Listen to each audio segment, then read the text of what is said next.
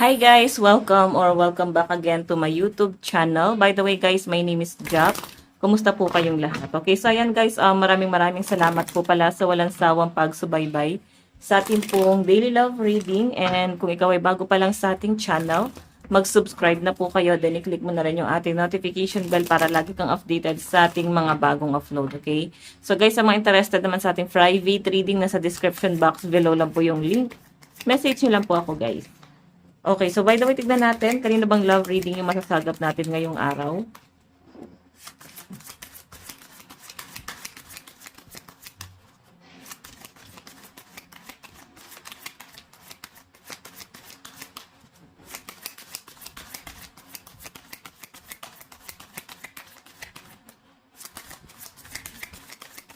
Okay, kanina po itong love reading. Meron tayong Queen of Cups. So, ang Queen of Cups kasi guys, pagpapatawad. Okay, so possible na walang katapusang pagpapatawad. And nakikita ko naman, or pwede naman guys na baka may humingi ng tawad or someone na magre-reach out sa inyo. And pwedeng wala na yung galit. Pwedeng someone from the past itong babalik na to. Or hihingi ng tawad. Reconciliation. Wala na akong nakikitang galit dito. Kalmado na din yung tubig. Ayan o, kalmado na. And ang nasa-sense ko dito guys, di ba ang dolphin is parang maamo sila. So, I think maamo na tong taong to or gusto kanyang paamuhin. Okay, so by the way, check pa natin kanina po itong love reading. Kanina po itong love reading. Meron tayong Queen of Pentacles. Naku, parang susuhulan ka nito, no? Kung baga susuyuin. Yan, other words ko lang guys ng pagsuyo yung suhol. May pagsuyo. Ayan o. Susuyuin ka na itong taong to. Pero, snake kasi guys, I think may cheating na nangyari. Ginawa niya. Pwedeng hindi niya inaamin. Pwedeng confrontation na nangyari na before. Pero hindi niya pa rin inaamin. Tinatry ka pa rin i-gaslight nitong taong to. Okay, sa malinaw na pinapakita sa akin dito. And again, check pa natin. Yung pinapakita sa akin dito guys, Queen of Pentacles, medyo mabagal ka magde-decide dito, no? Kumbaga, hindi ka basta-basta magpapatawad. Parang yes, napatawad mo, pero hindi para papasukin mo pa sa buhay mo. Siguro, ganun kalala yung nagiging trust issue mo sa taong to.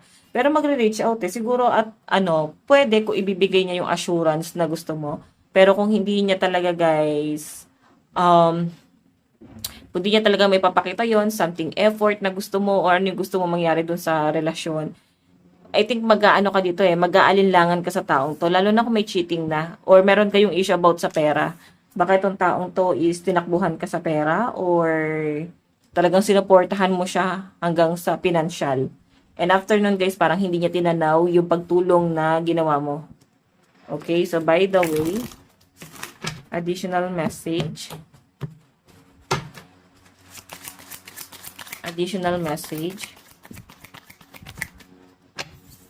Meron tayong King of Pentacles. So, ito naman guys, mabagal din kasi siya. Mukhang ang tagal niya bago bumalik, no? Kumbaga, ikaw parang inaantay mo tong taong to eh. Hindi pong willing ka na rin mag-move on, tinatanggap mo na sa sarili mo. Pero ng mga panahong okay, so yun no, meron talaga kayong matinding pinagtalunan. Ang bagal na tong taong to, kagaya nga ng sabi ko kanina guys, pwedeng nung naghiwalay kayo, inantay mo pa rin siya. Pwede kasi siya itong umabando na sa inyo, bigla na lang nawala. Then, habang inaantay mo siya, di mo na mamalayan, parang nakaka-recover ka na pala. Di mo na mamalayan, unti-unti lang nawawala yung attachment. And, nakikita mo na lang siya na someone na ordinaryong tao na lang sa buhay mo. Hindi ka na affected sa kanya kung ano man yung mga ganap niya sa buhay. Wala na. So, I think, pag-iisipan mo pa to eh. Kasi nga, may trust issue na. Kagaya ng sabi ko, cheating ang naging issue dito. Ayan no, isa sa mga naging conflict na parang meron kayong mga nilook forward talaga sa future. Pero, etong taong to, meron kayong nilook forward sa future, kumbaga parang nakapokus kayo dun sa stability, sa mga pangarap nyo, as in, ready na kayong mag-settle down. Ang problema lang dyan, guys, siya tong lumihis. Siya tong umalis. Tignan natin, additional message.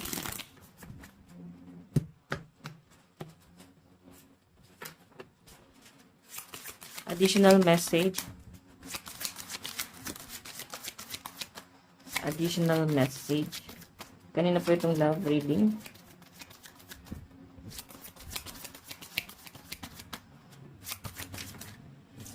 Oops. Kanina po itong love reading. Meron tayong Seven of Cups. Okay. So, nakikita ko guys, parang yung person mo kasi ang dami niyang gusto mangyari that time. Nabulag siya sa, ano niya sa pantasya niya. Okay? And, ayun na nga, dahil nga nabulag siya sa pantasya niya, na-set aside ka niya. Okay? Na parang nabulag siya doon sa mga gusto mong mangyari pagdating sa inyong dalawa, sa connection nyo, yung stability, yung mga pinaplano mo, yung mga nilulook forward mo about sa future. Kumbaga, sinet aside niya yung gusto mo na yon. Nag-focus etong taong to sa bagay na gusto niya. Ano yung gusto niya talaga? Seven of Cups. Ito mo, nagbulag-bulagan siya. Ang gaganda ng mga plano nyo Pero wala parang si person mo, nalis na to ng landas, guys. Again.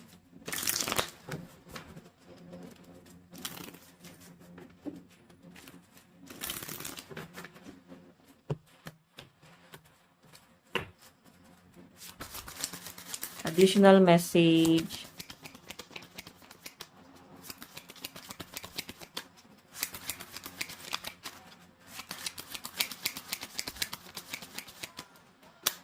Meron tayong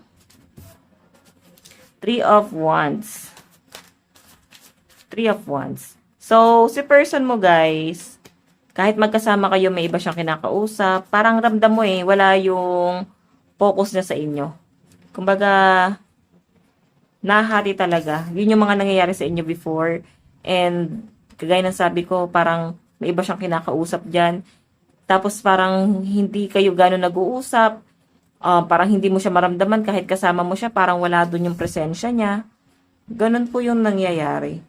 Okay? Kaya nangyayari guys, parang hindi mo na siya gano'n na-appreciate kasi may nagbabago na talaga sa kanya. Again.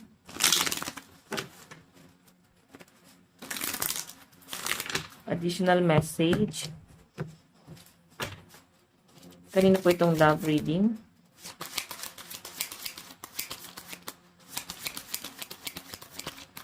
Kanina po itong love reading. Meron tayong The Hierophant. Okay, so tignan pa rin natin guys. Additional message. Okay.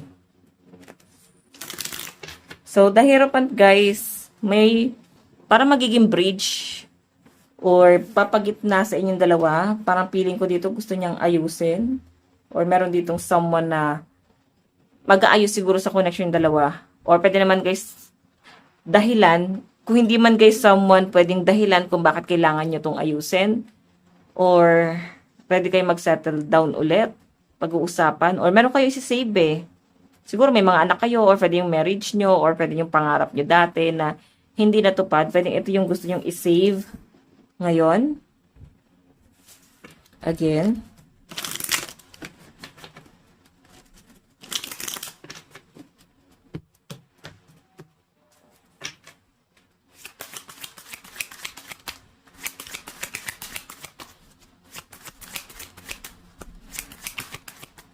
Additional message. Meron tayong The Fool. So, ito naman guys, The Fool. Hindi ka napapauto. Parang tama rin nasaktan ka. Pag-iisipan mo to, parang, hindi na, sinaktan mo na ako dati. Papakatanga pa ba ako? Parang ganun yung dating sa akin dito. Tignan mo naman. Hindi ka na parang magpaka-impulsive sa mga decision mo. Siya yung lapit ng lapit, ikaw parang galit ka sa kanya. Parang tama rin nagbati tayo or magkaibigan na lang, pero trauma ka na sa kanya Dami niya sigurong ginawang kagaguhan nung kayo pa. And sabi ko nga guys, napatawad mo na tong taon to, pero siguro hindi ka na ready na mag-commit sa kanya. Okay? Parang grabe yung grabe yung naging struggle mo sa taong yan. Grabe yung pinagdaanan mo. Pinahirapan ka talaga niya. Okay. So again, additional message.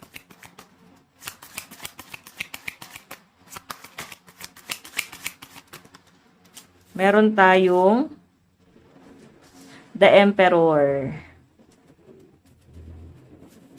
Okay, so guys, ito namang the Emperor.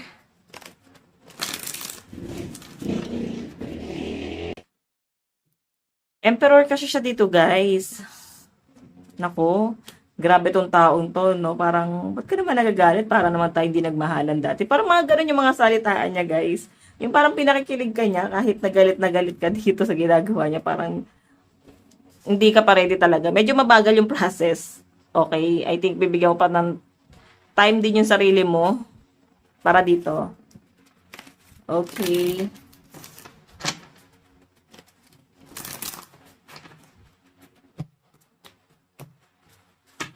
Additional message. Kanina po itong love reading. The Moon. Okay, so guys, ito namang the Moon. Ayun, ibabalik mo yung kasinungalingan niya, yung mga tinago niya, yung hindi siya nagpakatotoo. So, ito ay confrontation din talaga. Okay, pagdududahan mo na yung pagmamahal niya sa inyo, kung minahal ka ba talaga. Or, parang ginamit lang. Kasi, may nakikita kasi ako money involved dito, natulungan mo sa financial tong taong to. Parang marami siyang tinago, nilihim. Kagaya ng sabi ko guys, etong taong to, hindi siya ganun ka-open. Kung ano yung background niya, sino siya, ano siya. So, pwedeng nagbibigay siya ng hint, pero hindi ganun ka-detailed, no? So, yung pinapakita sa akin guys, medyo naguguluhan ka pa rin sa taong to. Okay, so again, additional message.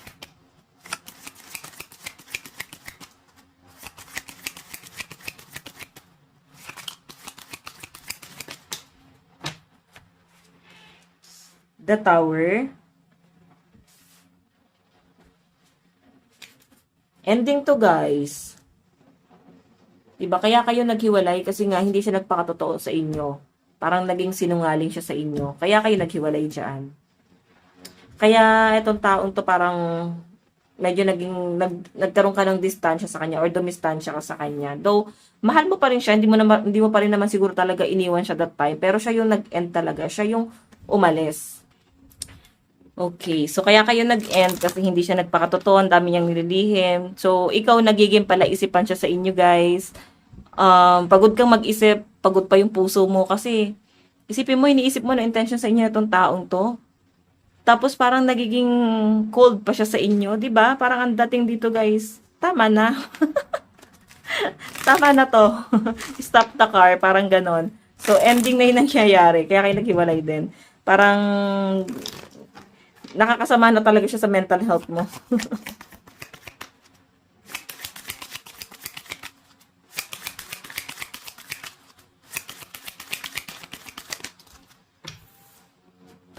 The Chariot. Okay. Oh, may biglang opportunity ang dumarating sa inyo, guys. So, lalo na kung nung nag-self-love ka, nung pinili mo na yung sarili mo kasi nag-recover ka nung iniwan ka nitong taong to. Okay, mas pinili mo yung sarili mo, mas pinili mong magmahal. Mahalin mo yung sarili mo. Parang yun yung nakikita ko sa inyo dyan, guys. Okay, so again, additional message. Meron tayong Ace of Wands. Oh, may nakikita akong travel dito sa inyo, guys. No? Pwedeng may opportunity sa inyo, guys, abroad. May plano ka bang mag-abroad? Or pwedeng mag-cross country? Or pwedeng may opportunity. Pwedeng ito, guys, ay promotion. Baka ma-promote ka. Or yung iba naman dito, guys, pwedeng makuha mo na yung dream job mo. Again, meron tayong Knight of Pentacles. So, ito naman, guys, yung Knight of Pentacles. May makikilala ka palang bago. Nung simula nung minahal mo yung sarili mo, nung iniwan ka nitong taong to, na-realize mo na, ay wait, marami pala nagmamahal sa akin. Hindi lang pala itong person na nilulook forward mo ngayon. Hindi lang siya. Marami nagmamahal sa inyo, guys. Then, na-realize mo na tumataas yung standard mo. Kasi hindi lang siya yung pwedeng magtrato sa inyo ng ganito. Kasi pwedeng may iba pang taong magmamahal talaga sa inyo. Okay, basta ang bagal kasi dumating na tong person mo na to. Ang tagal niya naglinay-nilay. Kasi pagbabalik niya, Diyos ko, I think nasa chart mo to, no? Siguro hindi lang naman ito yung ex mo na bumabalik sa inyo. Piling ko may iba pa, no? Talagang late na re-realize ng mga ex mo yan. So, again, itong Ace of Wands. Okay, so ang nakikita ko kasi dyan, since Ace of Wands, may someone na nag-explore yung energy. Tapos Knight of Pentacles, di niya maamin. So, may nagkakagusto talaga sa inyo. Okay? Nahuhulog ang loob sa inyo na itong taong to. Sa malinaw na pinapakita dyan. Tingnan natin, guys. Additional message. Kanina po itong love reading.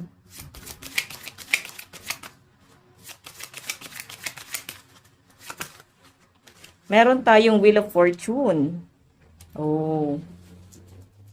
So guys, ito namang Wheel of Fortune, moving forward na to. So talagang ikaw ay nakaka-move on na.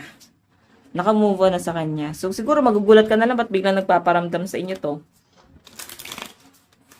Gugulat ka na lang, bigla na lang nilalandi ka na naman.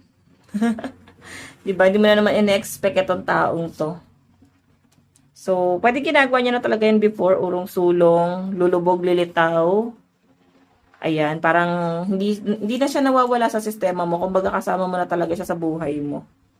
Okay, ayan po yung nakikita ko dyan.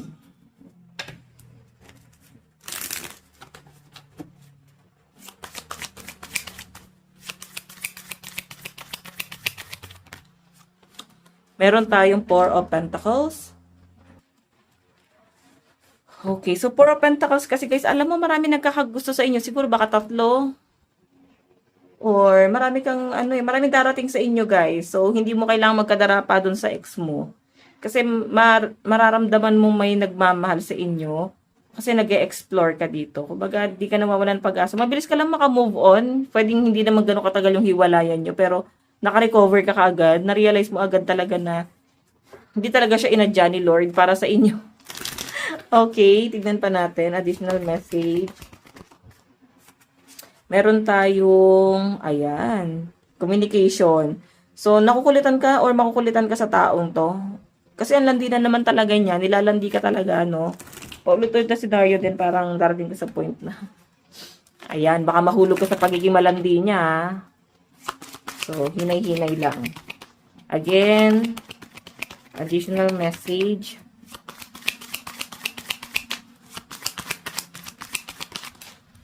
Meron tayong the sun. Okay, the sun. Mahanap mo yung tamang tao para sa inyo. Pero itong person mo guys, masyado ng komplikado to. Nasa inyo yan guys kung magpapatawad ka. Or meron kang gusto kasing i-save dito sa inyong dalawa. Or siya to, meron siyang gustong i-save dun sa connection nyo. Kung bakit din siya bumabalik. Siguro yung attachment, hindi talaga nawala kahit nung iniwan ka niya, hindi nawala yung attachment niya sa inyo. Siguro matagal din siyang naka-move on or baka hindi naka-move on kasi bigla siyang nagpaparamdam ngayon. Okay, so by the way, check natin ha. Sabi ko nga guys, marami nagkakagusto sa inyo. Sa totoo lang, di mo kailangan pang hinayangan tong person na to. Additional message. Meron tayong your love pushes me to be my vessel. Diba? So, be thankful na lang guys. Kahit sobrang lala ng ginawa niya sa inyo. Sobrang lala ng trust issue mo ngayon. Kung ano ka ngayon, sino ka ngayon. Siya mismo yung nag-push sa inyo na maging tamang tao para sa iba. I think hindi na para sa kanya. Or para gawin mong motivation tong nangyari sa inyo guys para makuha mo yung mga bagay na gusto mong ma-achieve talaga sa buhay. Okay? So, siya yung naging dahilan. Sabi nga nila guys, di ba? Parang, achievement is the best revenge. So, di mo naman din siguro guys gusto mag-revenge, pero ito na yung nangyayari ngayon. Okay, so again, meron tayong with you forever feels real. So, di ba? Nararamdaman niya na yung pagmamahal niya sa inyo guys, sobrang pure and pagmatagalan talaga. Pure yung nararamdaman niya ngayon. Dati hindi kanya kayang seryosohin dati kasi gusto pa niya makipaglaro, gusto pa niya laro-laro. Then, minahal ka naman pero hanggang sa parang nagbabago talaga. Nag-cheat na pala. So, again, ito na nga. Sa pagbabalik niya, nare-realize niya na, ay, mahal ko pala talaga tong taong to. Meron tayong my needs and feelings deserve to be heard. So, hindi kanya kasi pinakinggan dati. Yun lang naman ang gusto mo. Yung lalabasan mo ng sama ng loob, problema mo sa trabaho, yun nangyayari sa inyo sa work. Yun lang naman yung gusto mo dyan, pero hindi kanya pinakikinggan. Kaya din siguro, hindi na kayo nag-work kasi ayaw niya rin pakinggan talaga. So, tignan natin guys. Doon tayo sa nararamdaman ng person mo. So again guys, like ko sinasabi sa inyo ha, pag may someone na bumalik, someone from the past, pag-isipan nyo mabuti. Kasi alam nyo yon, mahirap i-work out yung taong may ano na eh. Yung taong sinaktan na kayo minsan. Unless kaya niyang bayaran yung sakit. 'Di ba? Or at least kaya niya ibigay yung assurance na hihilingin mo. Ano yung nararamdaman ng person mo sa iyo ngayon? Nararamdaman ng person mo sa iyo ngayon?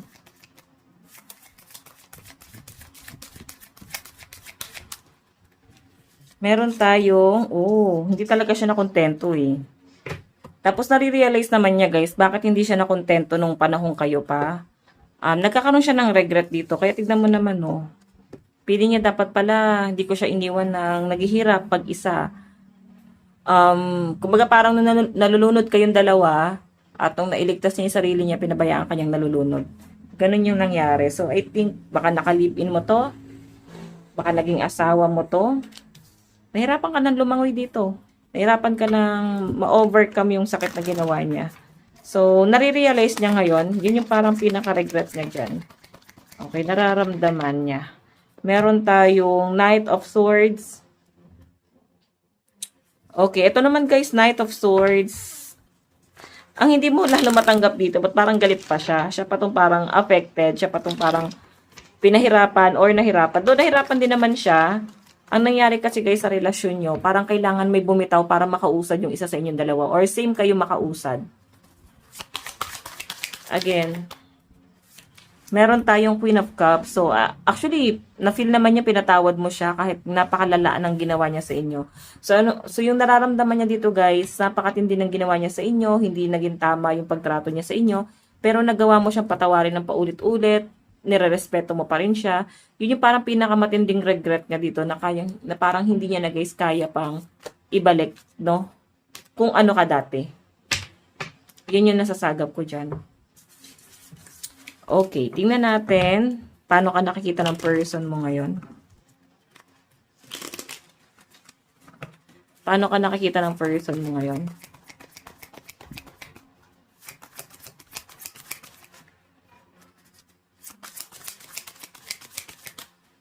Meron tayong, di ba the Tower, ex ka niya. Naghiwalay kayo.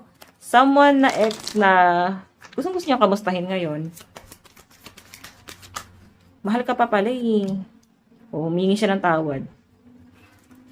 So, gusto niyang humingi ng tawad doon sa ex niya. So, ikaw yung ex niya. So, someone from the past talaga to. Dami niyang gusto sabihin sa inyo. Ang dami niyang na-realize.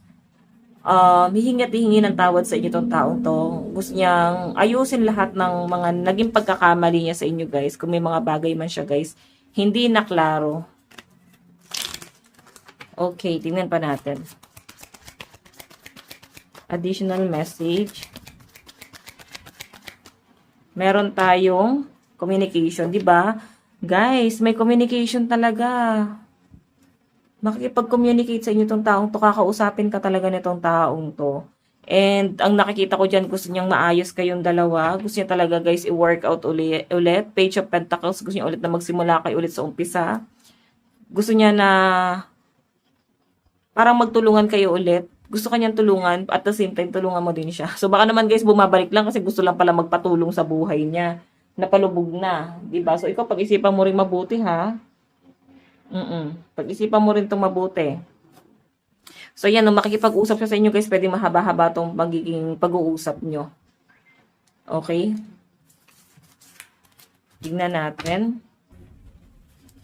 Okay, ano yung dapat niyang gawin? Ano yung gagawin na itong taong to? Mag-e-effort ba siya? Kasi totoo lang guys, pagka X na eh. Pero tayo magagawin, nababasa natin X eh. Ending. Basta pagbabasa ka yung The Tower, ending na yan guys. Or someone from the past na yan. Okay? So, hingi pa rin ng kapatawaran talaga to. Tingnan natin ano yung effort na gagawin sa inyo itong taong to. Meron tayong, di ba? Magtatalo lang talaga. Gusto kanya kausapin pero siguro hindi ka pa ready. Parang, hello, ano ka, babalik ka na lang talagang walang nangyari. Then, baka mauwi to sa sumbatan muna. Kung ano yung mga naging pagkukulang. Kasi wala kayo naging closure talaga. Yan yung nakikita ko dyan. Hindi naging klaro sa inyo ang mga bagay-bagay. Meron tayong Wheel of Fortune. Parang nangyari sa akin dito, guys. Iniwanan ka niya ng may palaisipan. Tapos, nagpakalayo-layo. Na-realize naman niya, hingi naman niya, guys, ng tawad to. Pero kagaya na sabi ko, guys, block niyo na lang siguro. Huwag na tayo makipag-usap pa dito. Huwag niyo na, guys, pahirapan pa yung mga sarili niyo. Pero, ayan, malakas ang fire sign dyan, no? Aries, Leo, Sagittarius. Sa side ng person mo. So, Wheel of Fortune, pinili niya kasi sarili niya eh. And, nanimbang din pala, pwede ang naging kalaban mo that time, isang kanyang mga prioritize sa buhay. Yung mga pinapriority niya sa buhay niya. Kumbaga, di kanya kayang piliin dati kasi nga, meron pa pala siya ibang obligasyon bukod sa inyo. Kailangan niyang bumitaw sa isa at ikaw yung pinili niyang bitawan that time. And isa pa, parang natempa siya sa iba. Diba? Siguro ito yung nare-reason niya, yung mga responsibilidad, na pressure siya, naghanap siya ng someone na mas makakaunawa sa kanya. So, with you forever feels real. So, diba? Pure kasi yung pinakita niyong pagmamahal sa kanya at ganun din naman yung naramdaman niya. Kaya siya bumabalik kasi maayos naman talaga kayo before. Meron tayong let's rewrite our love story together. Kagaya na nga sabi ko, guys, bumabalik. Gusto niya talaga ulit ayusin. Meron tayong your spirit blooms anew each time life challenges you. Again.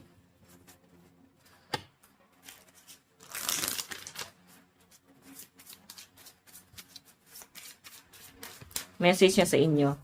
I hid who I really am from you. Diba? Sabi ko sa inyo, guys, diba, nagiging palaisipan siya kasi hindi naman niya ino-open lahat sa kanya. Hindi niya ino-open, hindi niya sinasabi kung ano or sino siya.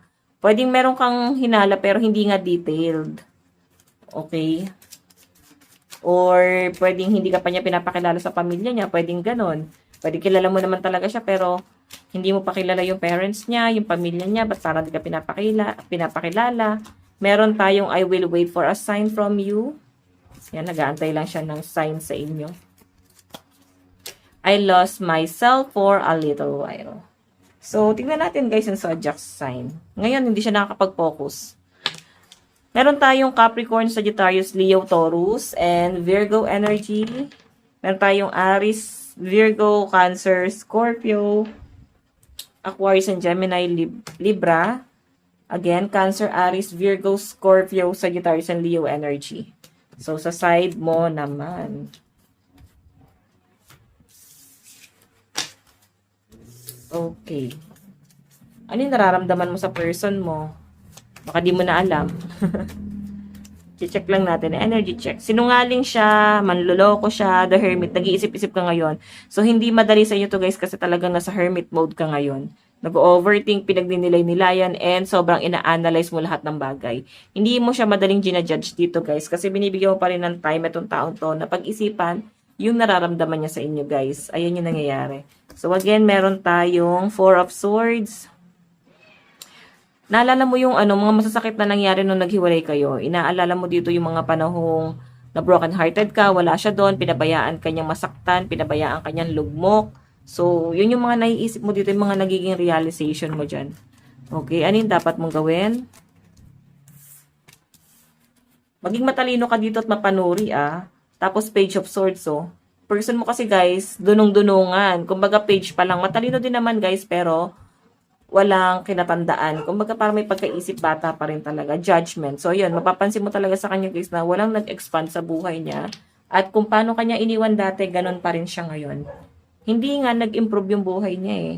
So again, ang iniisip mo dito, ano dapat mong gawin, isipin mo na lang guys sasabihin ng mga tao sa inyo, yung family mo, makinig ka rin sa advice nila, huwag ka magpadalos-dalos, i-analyze mo munang mabuti.